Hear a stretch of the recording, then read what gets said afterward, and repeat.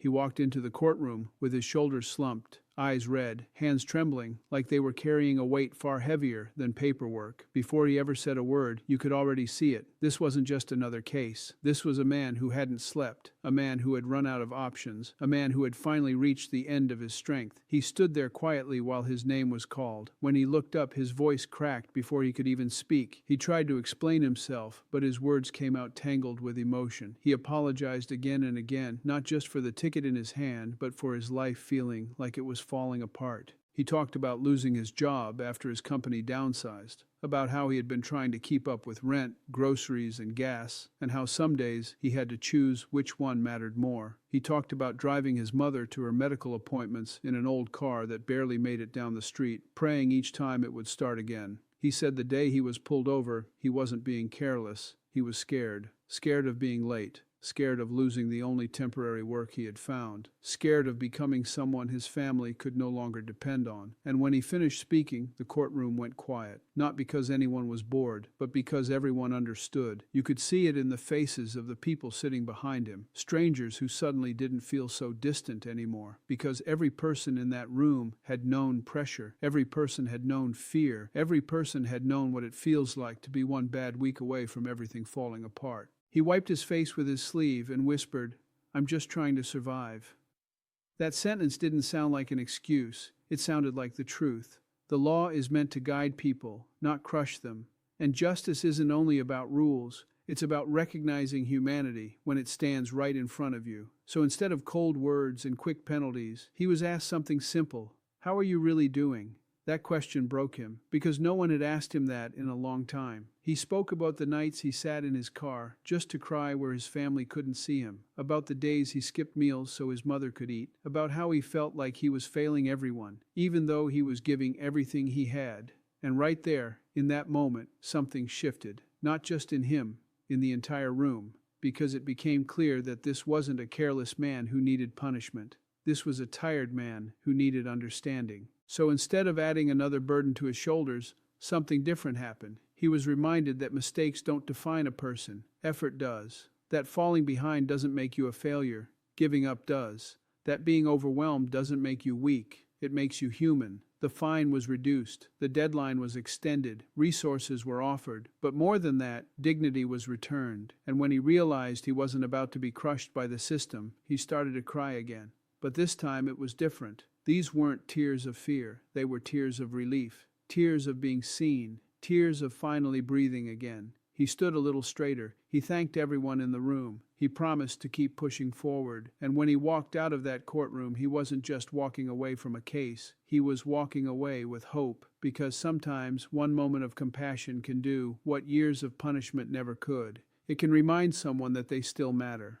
That they are not alone. That their story isn't over. He walked into court crying. He walked out changed forever. He stood at the doorway of the courtroom long before his name was called, shifting his weight from one foot to the other, staring down at the floor as if it might open and swallow him whole. His eyes were swollen and red, not the kind of red that comes from a long night of celebration, but the deep, aching red that only comes from crying when no one is there to see it. His shoulders curved inward, as if he were trying to make himself smaller, like shrinking might somehow make the problem disappear. In his hands he clutched a folded piece of paper that had been unfolded and refolded so many times it was soft and worn at the edges, a quiet sign of how many nights he had spent reading and rereading the words written on it, trying to make sense of what his life had come to. When his name was finally called, he flinched. It was a small reaction, but it spoke volumes. He lifted his head slowly, like someone lifting a heavy weight, and took a hesitant step forward. Every movement felt cautious, deliberate, as if one wrong move might cause everything to collapse. He swallowed hard before he spoke, and even before a single word came out, his eyes filled again. It wasn't just nervousness, it was fear layered on top of exhaustion. Exhaustion layered on top of months, maybe years, of carrying more than he felt capable of carrying. He apologized before anyone asked him to. His voice shook, breaking in the middle of sentences, forcing him to pause just to breathe. Each apology sounded less like a formality and more like a confession, as if he were asking forgiveness not only for what brought him into the courtroom, but for all the ways he felt he had failed in life. He kept his gaze low, rarely looking up, like he didn't feel worthy of meeting anyone's eyes. When he did glance up, it was quick and uncertain, as though he were afraid of what he might see reflected back at him. He explained that he hadn't always been like this. There was a time when he felt steady, when he had routine, when bills were paid on time, and worries stayed within manageable limits. He talked about how his job had been his anchor, how it gave him not just money but structure, a sense of purpose, a reason to wake up in the morning feeling like he was moving forward. Losing that job had been more than a financial hit. It had shaken his identity. It made him question his value, his role, his ability to provide and protect the people who depended on him. As his income disappeared, his confidence followed. He described the way each week became a calculation, a careful balancing act of what could be paid and what would have to wait. Rent sat on one side of the scale, groceries on the other, utilities hanging in between. He spoke about standing in store aisles, comparing prices down to the smallest difference, putting items back on shelves, choosing cheaper options that never quite lasted long enough. He admitted there were nights when he went to bed hungry so someone else in his home wouldn't have to. The pressure built quietly at first, then all at once. He said there were mornings he sat in his car before turning the key, gripping the steering wheel, taking deep breaths to steady himself before facing another day of uncertainty. He talked about the shame of asking for help, the fear of becoming a burden, the constant mental weight of wondering how long he could keep going before something finally gave way. Every responsibility felt heavier when he didn't know where the next paycheck would come from. By the time he reached the moment that led him into court, his voice was barely holding together. He explained that on that day, his mind had been racing with deadlines and promises he was trying desperately to keep. He wasn't thinking clearly. He was thinking about getting to where he needed to be on time, about not losing the small opportunity he had managed to secure, about holding on to anything that might help him climb back to stability. His mistake wasn't rooted in disregard. It was rooted in panic, in a moment where fear took over and logic took a back seat. As he spoke, his hands trembled, his fingers twisted around each other, pulling at his sleeves, pressing his palms together as if he were trying to physically contain the emotions threatening to spill out. He paused often, not for effect, but because his throat tightened and his chest felt too heavy to let words pass through easily. He wiped his face repeatedly, embarrassed by the tears, but unable to stop them, each tear carrying frustration, regret, and the quiet pain of feeling like he had let everyone down. He said he didn't recognize himself anymore. The man he used to be felt distant, like a memory belonging to someone else. He missed the version of himself who laughed more easily, who slept through the night, who didn't flinch at the sound of his phone ringing with another bill collector on the line. He spoke about how his world had shrunk, how joy had been replaced with worry, how hope had been replaced with a constant sense of waiting for something else to go wrong.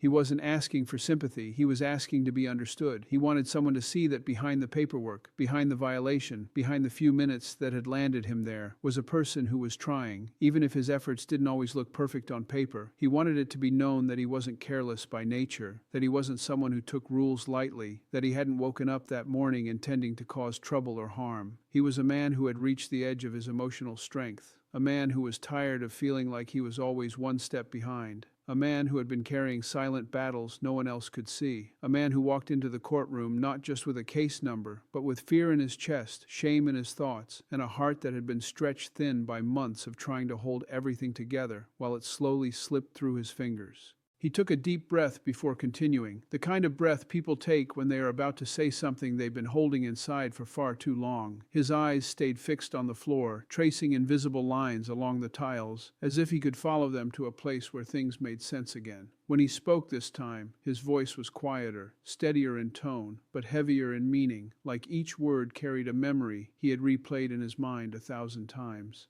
He talked about the life he had been trying to protect. Not a glamorous life, not a life of comfort, but a simple one built on responsibility and care. He described his home as modest, a place where everything had its place because there was no room for excess. He spoke about mornings that started early and nights that ended late, all centered around making sure the people under his roof were safe, fed, and looked after. He said he never imagined himself standing in a courtroom one day explaining his life to strangers, but here he was, doing exactly that because the quiet battles he had been fighting had finally spilled into public view.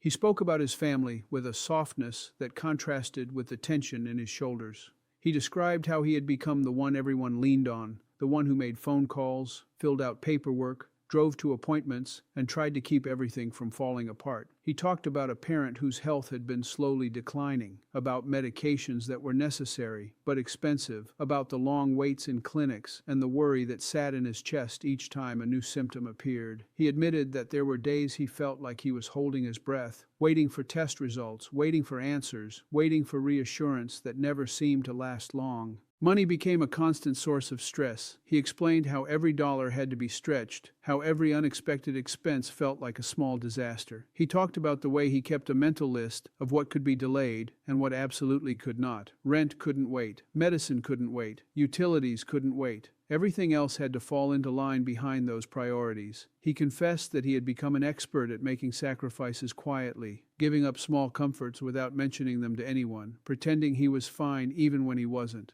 The mistake that brought him there wasn't something he took lightly. He made it clear that he understood the importance of rules and the reason they exist. He wasn't trying to defend the action itself as right. What he was trying to explain was the state of mind he had been in. He described that day as one long rush of thoughts colliding with each other. He had been late. He had been anxious. His phone had been ringing with reminders and requests. He had been thinking about a doctor's appointment he couldn't miss and a temporary job that might disappear if he showed up late again. His focus had narrowed until all he could see was the need to get from one place to another without losing the fragile progress he had made. He admitted that fear had guided him more than reason: fear of losing income, fear of disappointing his family, fear of becoming someone who could no longer provide. He said that fear had a way of drowning out the voice of caution, making small risks seem acceptable when the alternative felt unbearable. He wasn't proud of it. He wasn't dismissing responsibility. He was simply telling the truth about what had been happening inside his head in those moments.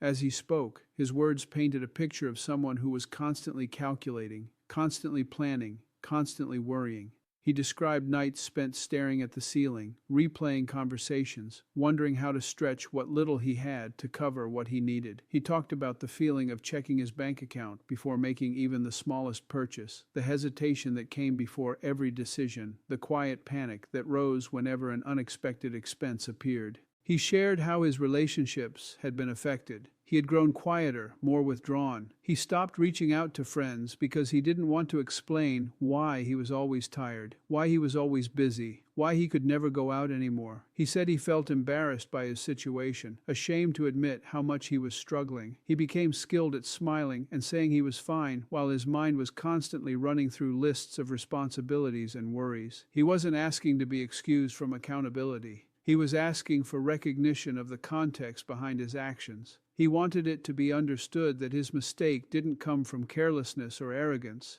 but from a life that had become too heavy to carry alone. He wanted people to see that his intentions had never been reckless, that he hadn't woken up that day planning to disregard anyone's safety or well-being. He had simply been trying to keep everything from falling apart. He spoke about the moment he realized he had been pulled over, how his stomach dropped, how his hands had begun to shake, how he already knew the consequences could make everything harder. He remembered sitting there, staring ahead, feeling a wave of dread wash over him as he thought about what this would mean for his already fragile situation. He talked about the embarrassment of explaining himself, the fear of judgment, the worry that this one mistake would overshadow all the effort he had been putting in. What he wanted most was to be seen not as a problem, but as a person who had been trying to do right by the people he loved, a person who had been making choices under pressure, sometimes poorly, but never with malicious intent, a person whose mistake was real, but whose heart was equally real, shaped by sacrifice, responsibility, and a quiet determination to keep going even when every step felt heavier than the last. He stood there waiting, his hands clasped tightly in front of him, shoulders still tense, as if he were bracing for something heavy to fall. His breathing was shallow, careful, and his eyes kept darting toward the bench, and then back down again. He had said everything he could say. Every truth he had been carrying had been placed out in the open, and now there was nothing left to hide behind. All that remained was the outcome, and the uncertainty of it pressed against his chest like a physical weight. The room felt different now. It wasn't filled with noise or movement, but with attention. People who had been distracted moments earlier were sitting still, leaning forward slightly, listening in a way that went beyond curiosity. There was a shared sense that something more than paperwork had just passed through the space. This was no longer simply about a citation or a violation. It had become about a person whose life had been laid bare in front of strangers. Instead of hearing cold instructions or a swift declaration of penalties, he heard a voice that was calm and steady, not rushed, not dismissive. The tone carried respect, it carried patience. It acknowledged the difficulty of what had been shared and the courage it took to speak honestly in such a public place. Those first few words alone caused his eyes to widen slightly, as if he hadn't expected to be addressed as a human being before being addressed as a case. He was asked about his situation again, but this time not in a formal, mechanical way. The questions were gentle, thoughtful, meant to understand rather than to interrogate. He answered slowly, choosing his words carefully, still unsure of where things were headed, but feeling something unfamiliar settling into the space around him. It wasn't fear, it was the quiet possibility that he might not be crushed under the weight of his mistake. He listened as compassion entered the conversation, not as weakness, but as wisdom. He was reminded that accountability and understanding can exist in the same moment, that consequences can be shaped by context, that the purpose of the system is not only to correct behavior, but to encourage people to do better, to lift them towards stability, rather than push them deeper into despair. The burden that had been sitting on his shoulders began to loosen its grip. It didn't vanish instantly, but it shifted, like a heavy load that had finally been adjusted, so it no longer cut into his back with every movement. His breathing slowed, his hands stopped trembling, his eyes lifted for longer than just a second at a time. He was told that his effort mattered, that the struggles he described were real, that the sacrifices he had been making for his family were seen. Those words struck something deep inside him. For months, maybe longer, he had felt invisible, like his work and worry and quiet endurance had gone unnoticed by the world. To hear them acknowledged out loud, in a place he had entered with fear, caused his chest to tighten and his eyes to fill once more. But these tears were different. They weren't born from panic. They came from relief. From the sudden realization that he was not alone in that room, that he wasn't being reduced to a mistake, that someone had chosen to look at the whole picture of his life instead of just one moment within it. The fine was not treated as a weapon. It was adjusted with reason. The timeline was extended with understanding. Options were explained instead of imposed. Resources were mentioned. Guidance was offered. And for the first time in a long while, he felt like he had a path forward instead of a wall in front of him. He nodded quietly as he listened, absorbing every word, committing them to memory as if they were instructions for rebuilding something that had nearly collapsed. He whispered, "Thank you," more than once, his voice barely above a breath. Not because he was told to, but because gratitude was the only thing he could find words for in that moment. His posture changed almost without him noticing. His shoulders lifted slightly. His head remained up. His eyes no longer darted nervously around the room. There was a subtle shift in the way he stood, as though the weight he had been carrying had been redistributed, leaving him steadier on his feet. He began to imagine what the next few weeks might look like, how he could organize his time better, how he could plan payments without panic, how he could speak to his family with honesty instead of shame. He thought about sleeping through the night without waking up to the same tight knot of worry in his chest. He thought about waking up with purpose again. The room slowly returned to its usual rhythm, but he remained rooted in place for a moment longer, taking in what had just happened. He wasn't just walking away from a decision. He was walking away with renewed strength, with dignity restored, with a reminder that he was capable of getting back on his feet. When he finally turned to leave, he moved with more confidence than when he had entered. His steps were steadier, his breathing was deeper, his mind was clearer. He held on to the feeling that had been given to him in that space, the feeling of being seen, understood, and given a chance to move forward.